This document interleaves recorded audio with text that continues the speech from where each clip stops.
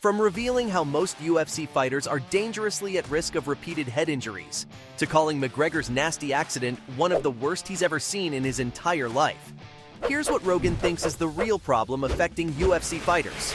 For starters, it's not even about those big flashy knockouts. In a recent episode of the Joe Rogan Experience podcast, the UFC Colors commentator got down and dirty while talking about the real issue affecting UFC fighters. See, Joe believes almost every fighter on the planet is constantly at risk for developing CTE, or some other degenerative brain injury that could seriously mess them up later on in their lives.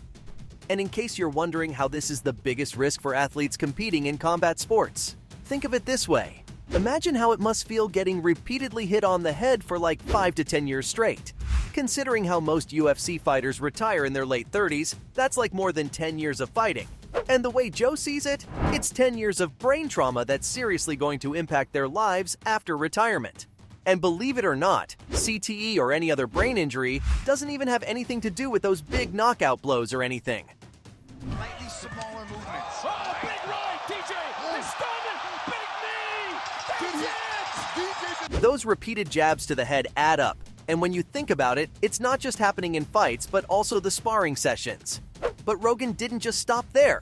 The 55-year-old also revealed how this topic is somewhat taboo in the fight world, and not a lot of people want to talk about it, even though it happens to be one of the most dangerous injuries out there.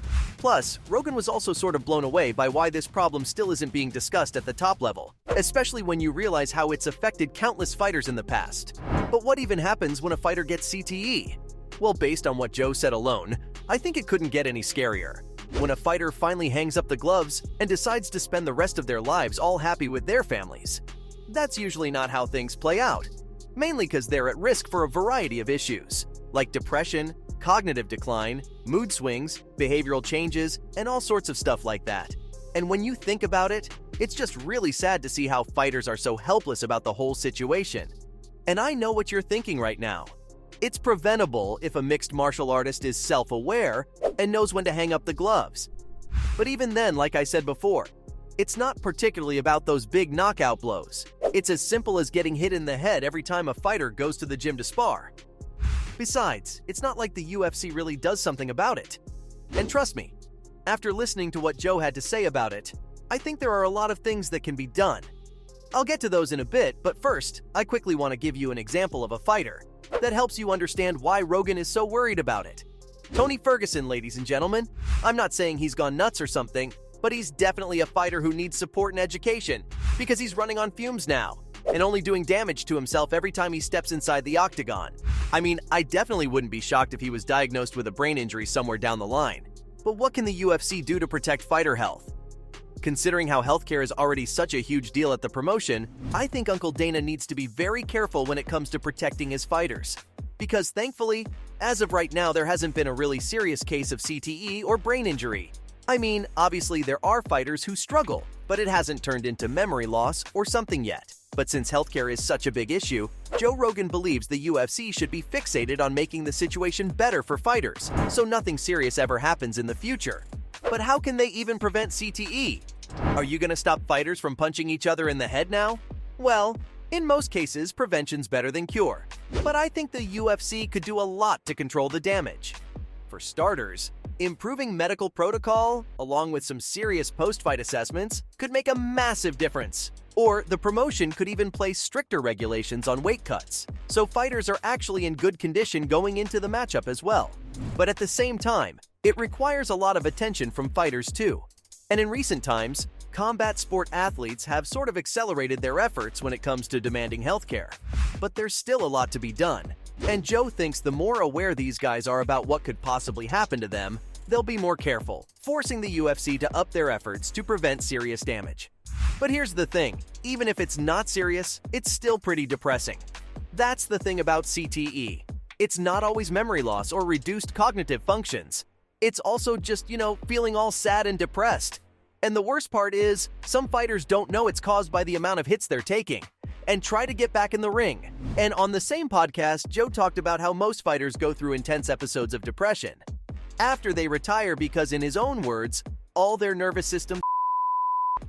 He did get a bit geeky about it too, saying it messes with the chemical balance in their brains. But at the end of the day, you just have to sort of realize that's a sensitive issue for Joe, since he's been around for the longest time now. It's probably been more than 25 years since Joe's been working at the UFC, and I'm pretty sure he's seen some messed up things during that time. So, like I just said, it's probably something he's very passionate about because he's also a mixed martial artist himself. These guys are putting their minds and body on the line to put food on the table and entertain fight fans. So to see them in such a terrible condition after retirement is just plain out sad. Plus, most of these guys can't even afford to stay out of the game for that long.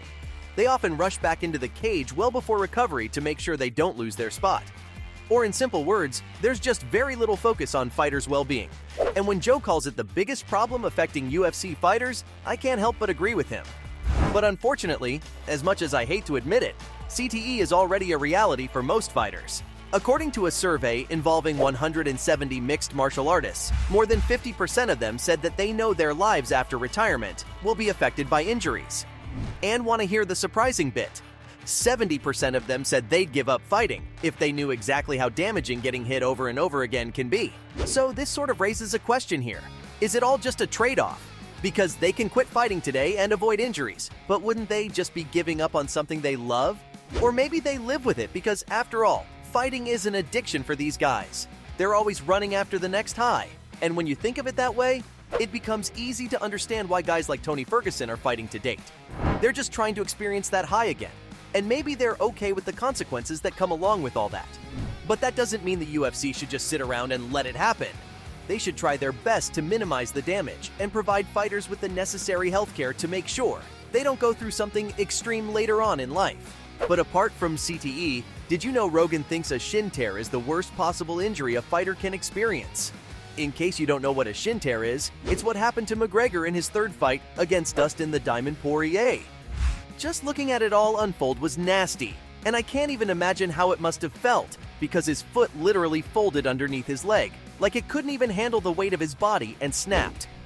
Believe it or not, despite the notorious talking about his return to the UFC, Joe thinks he'll never be the same fighter again because it's the worst injury ever.